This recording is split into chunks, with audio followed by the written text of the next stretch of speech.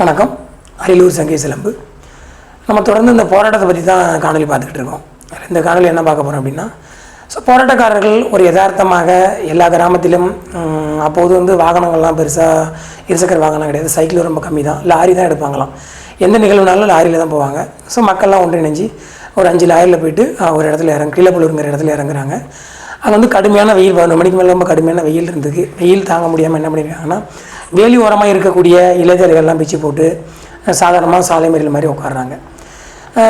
பொதுமக்கள் அவ்வளோ வெப்பத்தில், அவ்வளோ வெயிலில் ஒரு விவசாய குடும்பம் சார்ந்த விவசாயிகள், ஏழைகள், படிக்காதவர்கள், வயதானவர்கள், இப்படி எல்லாருமே போயிட்டு ஏன் நடு ரோட்டில் அடிக்கிற வெயிலில் அந்த தார் ரோட்டில் கால் வச்சாவே பழுத்து போயிடும், கொப்பளம் போட்டுற மாதிரி இடத்துல இடத்துல பிச்சை போட்டு ஏன் உட்காராங்க அப்படின்னா, அது உண்மையிலேயே அவங்களுக்கு அடிப்படை தேவை தான். இதில் எந்த மாற்று கருத்து இல்லை. இதில் அரசியல் எதுவும் இல்லைங்கிறது திரும்ப திரும்ப நான் ஒரு இடத்துக்கும் ஆய்வு செய்ய போகும்போது ஒவ்வொரு மனிதனும் அதை கேட்குறேன்.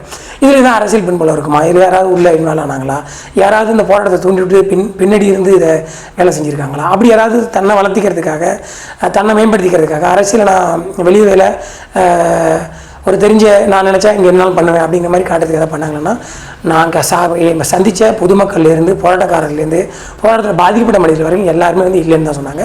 உண்மையிலே எனக்கு இதில் மகிழ்ச்சி. அப்போ ஏன் இது ஷூட்டிங் வரைக்கும் போகுது அப்படின்னா, நம்ம கடந்த காலில் பார்த்த மாதிரி திருச்சிக்கு சிஎம் வரதா இருக்குது ஒரு குறிப்பிட்ட நாளில். அதுக்கு முன்னாடி தான் இந்த போராட்டம் நடக்குது. காவல்துறை வந்தவொன்னு ஏன் தடியை நடத்துகிறாங்க அப்படின்னா, ஒரு குறிப்பிட்ட சமூகம் பார்த்திங்கன்னா, அந்த அரியலூர் மாவட்டத்தில் சுற்றுள்ள பகுதியில் கலவரங்கள் நடத்துனாங்க அப்படின்னா அவங்களை கண்ட்ரோலே பண்ண முடியும் அப்படிங்கிற மாதிரி ஒரு ரெஜிஸ்டர் இருந்திருக்குது.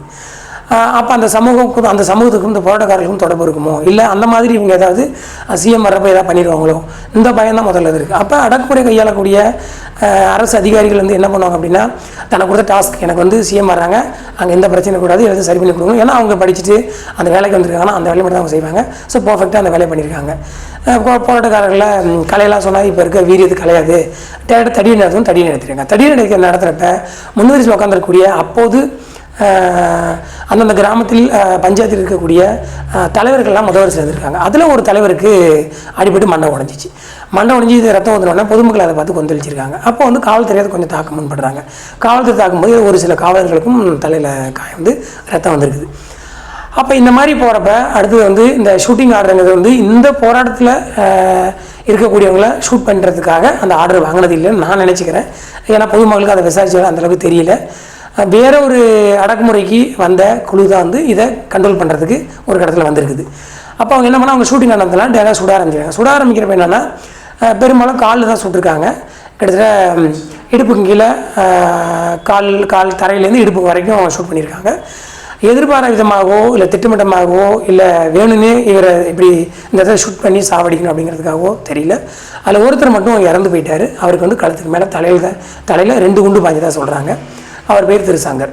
ஸோ இந்த போராட்ட காலத்துக்கும் இந்த போராட்ட மக்களுக்கும் இந்த அரசியலுக்கும் காவல்துறைக்கும் இதில் இருக்கக்கூடிய என்னென்ன வேறுபாடுகள், இது எப்படிலாம் இதை எதிர்காலத்தில் தவிர்க்கணும், எந்த வழியில் போனால் நம்ம நிறைவேற்றிக்கலாம் அப்படிங்கலாம் பற்றி திட்டவட்டமாக நம்ம ரொம்ப விளக்கமாக நம்ம நூலில் எழுத போகிறோம். ஏன்னா ஒரு போராட்டம்ங்கிறது எளிதாக பண்ணிடவும் கூடாது, பண்ணவும் கூடாது, பண்ணாமல் இருக்கக்கூடாது, அது யாருக்கும் பாதிப்பு அடைஞ்சிடக்கூடாது. இந்த மாதிரி நிறையா சிந்திக்க வேண்டியிருக்குது. அதனால் ஒரு கட்டத்துக்கு அப்புறம் புரட்சிகள் மாதிரி அது மாறும். அந்தளவுக்கு இல்லாமல் நம்ம முன்னாடியே நம்ம வேணுங்கிறலாம் கொஞ்சம் சொல்லி அரசுக்கிட்ட பெறக்கூடிய இடத்துக்கு தான் நம்ம தள்ளப்படணும். ஏன் அப்படின்னா, போராட்டம் பண்ணி பாதிக்கப்படுறதுல அரசாங்கமும் இருக்குது, அரசாங்க சொத்தும் அழியும், பொதுமக்களும் பாதிக்கப்படுறோம். ஸோ அதனால் இதெல்லாம் கொஞ்சம் தவிர்க்குங்கிறது தான். அதற்காக தான் நம்ம அந்த புத்தகம் எழுதி இந்த மாதிரி காணொலியெல்லாம் வெளியிடுறோம். தொடர்ந்து இந்த மாதிரி பார்ப்போம். நன்றி.